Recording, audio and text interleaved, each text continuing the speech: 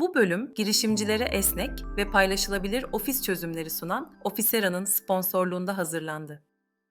Ben bir biçerdöverci çocuğuyum. Aile 70 yıldır bu işi yapıyor. Bir bilgisayar mühendisiyim aynı zamanda. Tabiri caizse ineklerin, koyunların Teknofest'te ilk defa yer aldığı, çok büyük ilgi gören, tarım teknolojilerini insanların gelip deneyimlediği bir taraf oldu. Açık söylemek gerekirse Amerika'daki bir çiftçi bizim çiftçimizden çok daha akıllı ve çok daha profesyonel. Türkiye'nin ilk tarım teknoloji robot ürününü yaptık. Cumhurbaşkanımızdan bir ödül aldık. Yeni bir sektör oluşuyor. Tarım robotunu kullanma sektörü.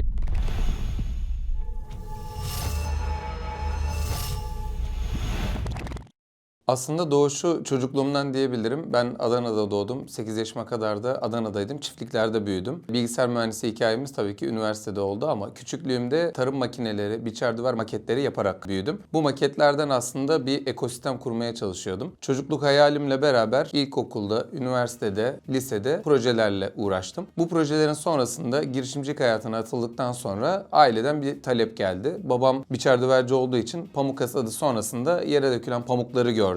Beni aradığında ise aslında dünyada bu yere dökülen pamukları toplayan bir makine olup olmadığını sordu. Varsa alalım ve pamukları toplayalım dedi. Bu hikayeden sonra ben de bir patent araştırması yaptım. Zaten piyasada görünen böyle bir ürün olmadığı için bununla alakalı Ar-Ge yapma ihtimalini aklıma getirdim ve Ar-Ge'ye başladık. 2020 yılında başladığımız Ar-Ge sonucunda 2023'te bir yatırım turuyla devam ettik. Kitle fonlama olarak Fonla Büyüsü'nden bir yatırım aldık. Buradaki yatırım sonrasında da asıl satışa hazır hale gelmesi gereken prototip üzerine uğraştık. Bugün de geldiğimiz noktada 2 yatırım turunu kapattıktan sonra satışa hazır halde ekstra bir de çapalama aparatıyla beraber sunduğumuz bir tarım robotu ortaya çıkmış oldu. Burada da tabii ki son 5 yılda tarım sektöründe robotların sahaya kullanıldığı, bunların satışının başlandığı zamanlara da denk geldi. Bu da bize bir güç verdi diyebiliriz.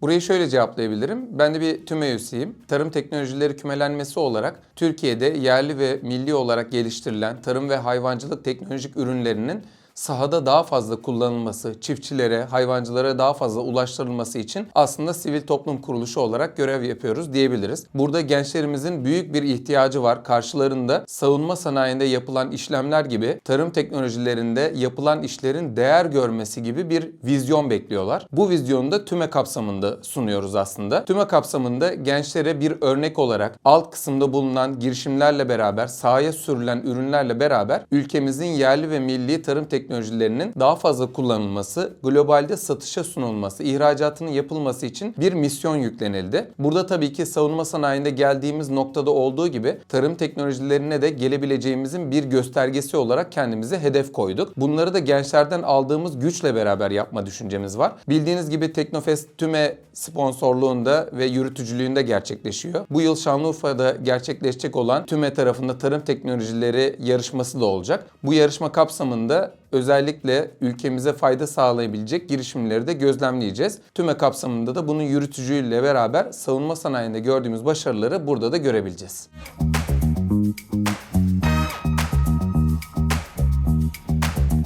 Bu işe başladığımızda çevreden aslında bu mekaniksel ve donanımsal işin zorluğundan bahsediliyordu. Ama kalıcılığı tabii ki çok daha fazla. Yani bugün malum gördüğünüz yapay zeka ile beraber 2 günde oluşturulan yazılımlar, mobil uygulamalar diye bahsettiğiniz şeyler o zamanlarda biraz daha kolay yatırım tarafı gibi görülüyordu. Bizde de bir tabir vardı. Donanım girişimcisine yatırım yaparken 2 defa, 3 defa düşünün gibisinden. Biz de yatırım almaya çalıştığımız dönemlerde bunun zorluğunu çok fazla yaşadık. Tabii ki evet, risk yüksek, işin zorluğundan dolayı da, yani siz bugün yazılımı yaptığınızda 2 günde execute edersiniz, 4. günde testler derken bir haftada projeyi çıkarırsınız ama bizim tarafta donanımsal, mekaniksel, daha doğrusu fiziksel işin karşılığını yapan bir ürün geliştirmeye çalıştığınızda bunun meşakkati çok daha fazla. Yani siz uzaktan çalışmayla da yazılım yapıp test edip gönderirsiniz ama biz tarlaya gidiyoruz. Tarlada o toprağın üzerinde tabiri caizse çamurla mücadele ederken onun zorluğunda, orada yaşadığımız hatalarda tekrar tekrar bizim atölyeye dönüp Ar-Ge'ye dönüp onu düzeltmemiz haftalar alabiliyor. Bunun verdiği bir dezavantaj var. Yatırımcı gözünde de böyleydi. Son 2 yıl öncesine kadar biz yatırım alma süreçlerimizde de fonla büyüsünün öncesinde aslında bize bu gözle bakan çok fazla VC'ler oldu. Bunun zorluğuyla beraber getirdiği avantajlar da benim gözümde kalıcılık anlamında var. Yani bugün Selçuk Bayraktar, ben aynı zamanda MÜSİAD üyesiyim 15 yıldır. MÜSİAD'daki geldiği bir konuşmasında şöyle bahsetmişti. Evet, yani oyunda bir sektör, fintech de bir sektör. Bunlara diyecek bir lafım yok ama bugün bütün konjonktür kötüye de gitse savunma, sağlık ve tarım özelinde su götürmez bir konu var. Bunlar en önemli sektörler ve mücadele edilmesi gereken sektörler diye tabir etmişti. Biz de bu yüzden vazgeçmedik. Ben bir biçerdöverci çocuğuyum. Aile 70 yıldır bu işi yapıyor. Bir bilgisayar mühendisiyim aynı zamanda. Benim üzerime bireysel olarak yüklenen misyon aslında bu tarafta gerekli olan ürünü ortaya çıkarmak. Türkiye'nin ilk tarım teknoloji robot ürününü yaptık. Cumhurbaşkanımızdan bir ödül aldık. 2023 yılında yılın tarım teknoloji ödülünü aldık. Bunlar bu misyon kapsamında biz yapmazsak kim yapar gözüyle baktık aslında biz buna. Çünkü bu donanımın zorluğu, yatırım tarafındaki meşakkatlere bakmaksızın üzerine gidilmesi gereken ülkemizin çiftçilerine, tarımına kullanılma sunumunu gerektiren bir misyon yükledik ve bunu bugün başarıyla yaptığımızı düşünüyoruz. Tabii ki çok fazla yolumuz var. Biz biraz, ben girişimci olarak da şirket olarak da çok fazla uçup kaçmayı sevmiyoruz. Bugün malum bildiğiniz gibi bazı SaaS modellerde, fintechlerde çok fazla böyle bir yılda 2 yılda milyar dolarlar olan 5 günün sonunda da malumunuz böyle başka yerlere devredilen, kapatılan, gidilen girişimleri görüyoruz. Biz bunlara biraz bakıyoruz ama biz böyle bir girişimci değiliz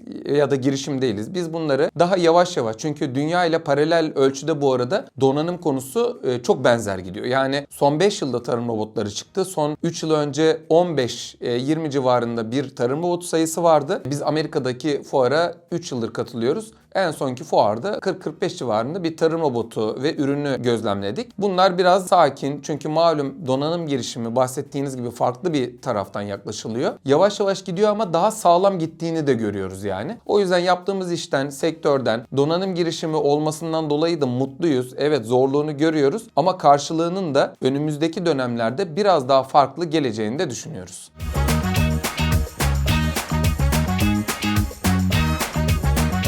Güzel soru. Ben bu soruyu şöyle cevaplayayım. Bizim 600 adet yatırımcımız var kitle fonlama tarafında. Yaklaşık 6 milyon TL, o zamanki rakamda 300 bin dolarlık bir yatırım turuyla biz bu işe başladık. Bu yatırım kapsamında tabii ki kitle fonlamanın en sıcak olduğu dönemlerde diyebilirim. Malumunuz son 1-2 yıldır biraz daha konjonktür kaynaklı VC ve kitle fonlama tarafında değişiklikler söz konusu. Biz tabii ki fonla büyüsünde bu işi yapmış olmaktan, kitle fonlamayı yapmış olmaktan memnunuz. Ölçeklenme anlamında şu anda bizim o günkü değerlememizin çok üzerinde bir değerleme ile 3. tur yatırımı şu anda planlıyoruz. Burada geldiğimiz noktada evet öyle 20 kat 30 kat bir çarpan etkisini görmedik. Yavaş, istikrarlı gidiyoruz ama tabii ki kitle fonlama bizim ilk etapta bir adım atmamız için iyi bir deneyimdi. Ama ilerleyen dönemlerde bir fon mantığında da yaklaşaraktan biz yatırımcıların dolar bazında çarpan etkisiyle kazandığı bir senaryo ile beraber geri dönüşlerinin olabileceğini de bugünden aslında tekrar söylüyoruz. Nedeni şu: ben yaptığım işe güveniyorum. Evet, çok fazla böyle aşırı bir bildirimde de bulunmuyoruz açıkçası. Yani kayda değer işleri paylaşıyoruz yatırımcılarımızla. Bunun bazen şikayetini de alıyoruz açıkçası. Yani öyle bir fuara katıldık, işte bir gösteriye katıldık, bir konuşmaya katıldık. Ben çünkü yoğun şekilde mesela TÜME'deyim aynı zamanda. Birçok programlara da katılıyoruz ama bunları yoğun şekilde söylemek yerine daha kayda değer konularla geri dönüş yapmayı daha çok seviyorum. Bunda tabii bazı yatırımcılarımız bundan şikayetçi, açık konuşmak gerekirse. Ama biz kayda değer işler yapalım. Arka planda sağlam yaptığımız ve sonuçları gözle görülür olan bildirimleri yapalım şeklinde bir ilerlememiz oluyor. İlerleyen zamanlarımızda işte ziraat portföyü de dahil olmak üzere yatırımcılarımızdan fon tamamlanması ya da bizim kendi büyümemizden kaynaklı çarpan etkisiyle yatırımcının kazandığı bir modelle hisselerin geri alımları söz konusu olabilecek. Buna da biraz da biz kendimizle, kendi işimize güvendiğimiz için, değerlememizin istediğimiz noktalara gelmesinden dolayı da bir de tabii ki yatırımcı da günün sonunda böyle bir şeyi gözlemlediği için böyle planlarımız var. Dediğim gibi biraz daha ayakları sağlam yere basan bir şekilde gittikten sonra bunların bütün paydaşları da biz dahil kazandıracağını düşünüyoruz.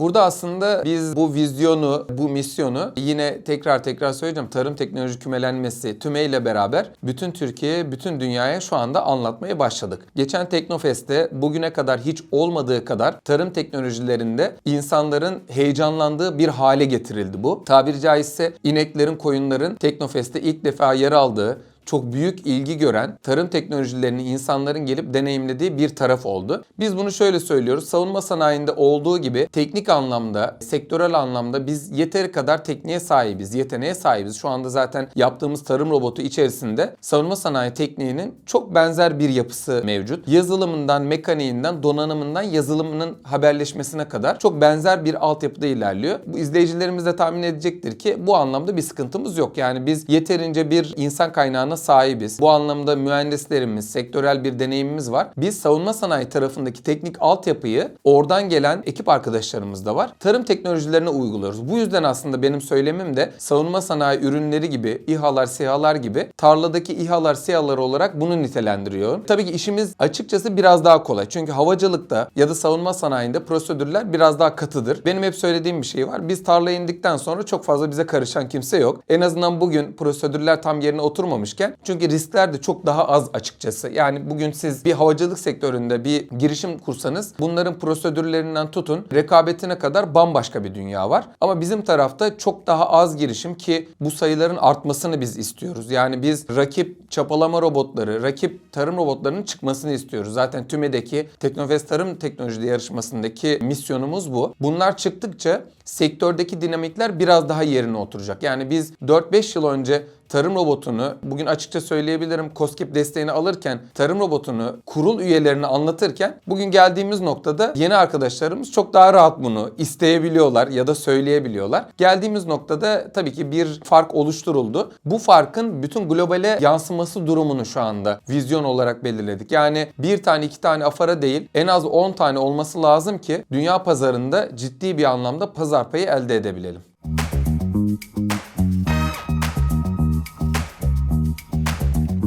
Şöyle, biz Amerika'da fuara katıldığımızda standımıza gelen Teksas'taki çiftçiler de var. Buradan bizim İzmir'de, Şanlıurfa'daki de çiftçilerimiz de var. Açık söylemek gerekirse Amerika'daki bir çiftçi bizim çiftçimizden çok daha akıllı ve çok daha profesyonel. Bunu Türkiye'deki çiftçiler de kabul ediyor. Orada pamuk hasadını, yazılım onayını, SMS onayını almadan yapmayan çiftçilere bakarken bir anda bu taraftaki çiftçiler de ya benim pamuğum %10 dökülüyor ama Ömer yani çok sorun değil ya diyen çiftçilerimizde de denk geliyorum. Teksas'tan gelen çiftçi standımıza geldiğinde %7,20 küsür benim döküntüm var. Sizi medyadan gördüm deyip ürününüzü beğendim deyip karşılık veren çiftçiler de var. Yani yüzdelik tarafı düşünen Teksas çiftçisi %10 benim de arkadaşım bu arada Adana'daki çiftçilerden. Aynı okuldan mezunuz. Hemşerim de. Ya Ömer %8-10 da onunla boş ver diyen tabii bu işin başlangıcında bunu diyordu. Bugün şu anda potansiyel müşterimiz konuşuyoruz da. Böyle senaryolar da var. Yani gerçekten bunu kabul etmek lazım. Yani bizim çiftçimiz o Amerikan çiftçisi kadar bilinçli değil. Yani bunu ilaç kullanma anlamında da robota entegre olma anlamında da bunu söylüyorum. Şu anda biz ilk 15 adeti yurt içi satışa planladık. Sonrasında Azerbaycan, Yunanistan başta olmak üzere Brezilya, Amerika gibi ülkelere ihracatımıza başlayacağız. Oradaki çiftçilere çok kolay adapte olabileceğini düşünüyoruz. Biz 2 ay önce Şanlıurfa'da ve TİGEM'deki çiftçilere, ticaret odası, kooperatiflere bu demoları yaparken 50-60 yaşındaki çiftçilerimizin çocukları çok daha kolay robotu kullandıklarına şahit olduk. Yani tableti eline verdik. Bir yandan afara pamukları toplayan çiftçiler, yanlarında işçiler vardı. Biz de afarayı bir yandan tarlaya sürdük. Orada gördük yani karşılaştırmalı olarak. Çocukları, yeğenleri çok daha kolay adapte oluyorlar. Bildiğiniz gibi teknolojiye odaklılar. Onlar iyi kullanırken babaları, amcaları biraz daha zorlandılar diyebilirim ama nihayetinde biz bunu 2 günlük eğitimle bu arada tam profesyonel bir kullanıma sunabiliyoruz.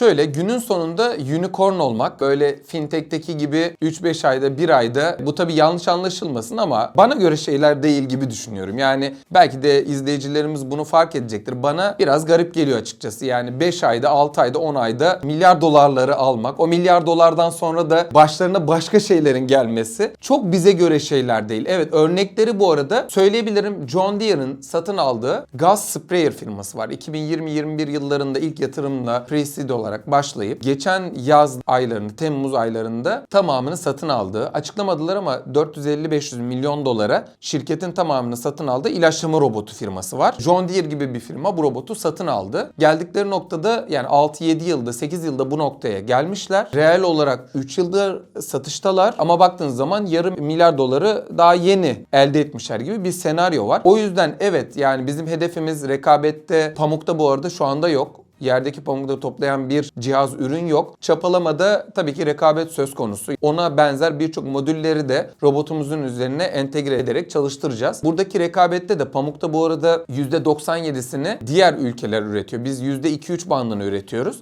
%97 ihracat hedefimiz var. Rekabet konusunda da tabii ki bu 40 tane robottan yaklaşık 20 tanesi çapalama konusunda bir şey var. Orada da tabii ki %5'ten çok daha fazlasını hedefliyoruz. Türkiye'de üretebiliyor olmanın, buradan ihracat yapabiliyor olmanın büyük bir avantajı var. Bunu yurt dışında da konuşuyoruz. Yani San Francisco'daki 5,5 milyon dolar yatırım alan Amerikan arkadaşımızla da konuşurken onlar da bunu söylüyor. Ama biz tabii ki yerli milli olarak buradan çıkmış bir ürünün tıpkı Baykar savunma sanayinde olduğu gibi bütün dünyaya ihracat yapan ve ilk sırada yer alan bir firma olma hedefimiz bugünden var.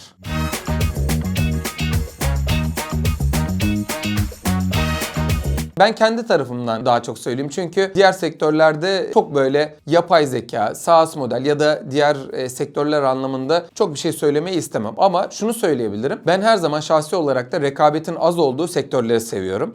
Bu bir tercihtir aslında. Neden? Yani daha rahat çalışabiliyorum. Yani tarım teknolojileri sektörü de çok bakir. Ben özellikle eğer geçmişlerindeki genellikle çoğu insanın dedesinden ya da bir tık ötesi babasının dedesinden olan bir çiftçilik geçmişi olduğu için bu alanlarda yapılacak çok işler var. Bunu da tabii ki böyle Teknofest, TÜME tarafları bağlantılı olarak bu işlere eğer odaklanabilirlerse, bunu tabiri caizse aralarında üniversite okuyup dönenler de var. Kırsal tarafa daha teknolojik ürünlerle beraber dönmeye yönelirlerse bunu çok daha iyi planlayabilirler girişim olarak. Ben özellikle bunu tavsiye edebilirim. Yani tarım ve hayvancılık sektörlerinde teknolojik olarak gerek ürün üretme anlamında gerek teknolojik ürünü tarım hayvancılık sektöründe kullanmak anlamında yaparlarsa biraz daha hızlı ilerleyebileceklerini düşünüyorum. Çünkü Selçuk Bayraktar'ın da söylediği gibi savunma, sağlık ve tarım konusunda çok daha nitelikli katma değerli işler yapabilirsiniz diyor.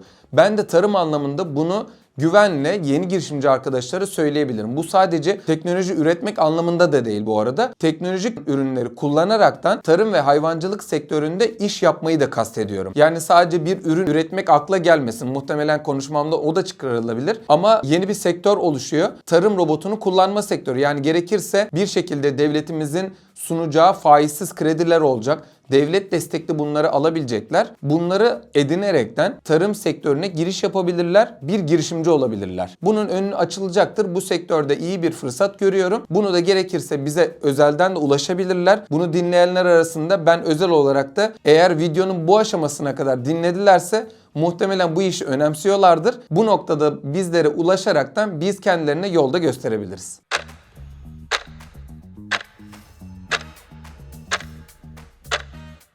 TÜME deyince tarım aşkı diyebilirim. Otonom tarafında ise tarım robotu diyebilirim.